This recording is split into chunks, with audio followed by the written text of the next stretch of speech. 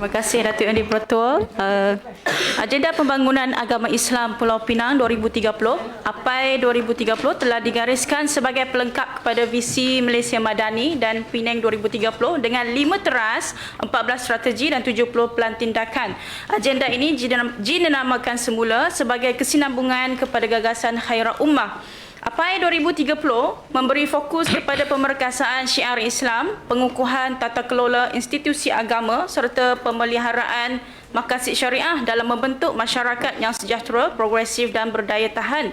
Melalui kerangka ini, pembangunan agama Islam negeri digerakkan secara lebih tersusun, inklusif dan berfasa, merangkumi 5 teras utama, yakni pembangunan sosioekonomi, pembangunan pendidikan, pembangunan keluarga, pembangunan anak muda, serta pembangunan dakwah dan tarbiyah.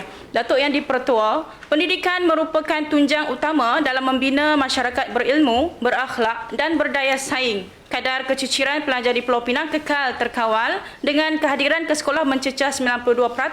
Daripada jumlah ini, sekitar 3 hingga 5% terdiri daripada pelajar tahfiz di institusi tidak berdaftar, manakala baki 3% pula langsung tidak bersekolah.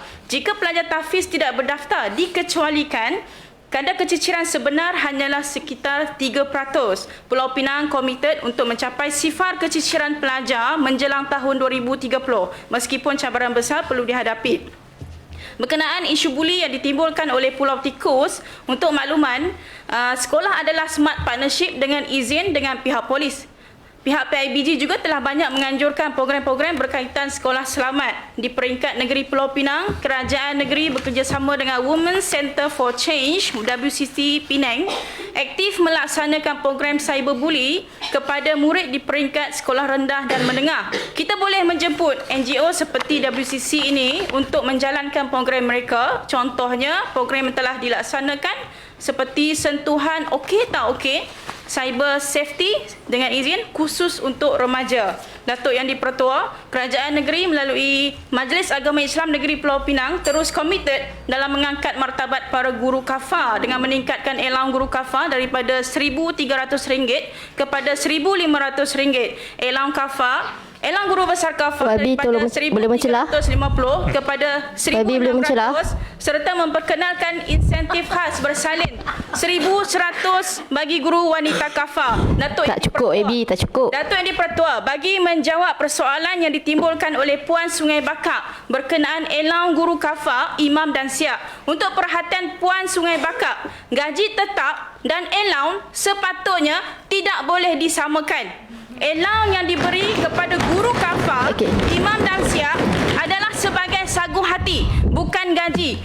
Puan Sungai Bakak perlu pemberian gaji minimum bukan hanya berasaskan jumlah mengajar dan gaji. Jumlah gaji minimum adalah Boleh saya mencela? Itu adalah gaji tetap yang ditetapkan oleh persekutuan. Boleh saya mencela?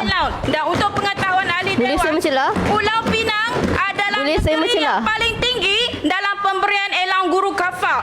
Purata pemberian elang adalah sekitar 1,000 sahaja, tetapi bagi tahun lepas Pulau Pinang memberi sebanyak 1,300, antara yang tertinggi di peringkat. Boleh saya mencela, Baby? Tak boleh.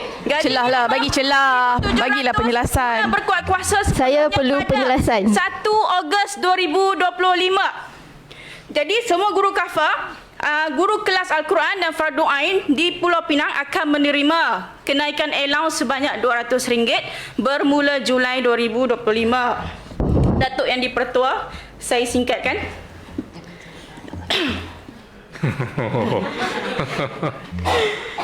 Kerajaan Negeri Pulau Pinang kekal komited untuk memperkasakan syiar Islam, memperkukuh perpaduan masyarakat serta memastikan pembangunan negeri berlangsung secara inklusif dan seimbang. Setiap dasar dan inisiatif yang dilaksanakan adalah selaras dengan visi Penang 2030 dan APAI 2030 dengan pelibatan aktif semua agensi dan jabatan berkaitan termasuk Jabatan Pendidikan Negeri Pulau Pinang, Jabatan Hal Ehwal Agama Islam Pulau Pinang, Majlis Agama Islam Negeri Pulau Pinang, Zakat Maib, MIP, Perda, Penilaian Halal Internasional, MPKK serta pelbagai institusi pendidikan, badan bukan kerajaan dan komuniti setempat. Saya menyeru agar semua pihak terus berganding bahu memperkukuh sinergi dan kolaborasi serta sentiasa berinovasi dalam menghadapi cabaran semasa. Marilah kita bersama-sama memastikan tiada sesiapa yang dipinggirkan. Setiap anak Pulau Pinang mendapat akses pendidikan berkualiti, masyarakat hidup dalam harmoni dan syiar Islam terus subur seiring kemajuan negeri. Mohon sokongan. Sekian, terima kasih.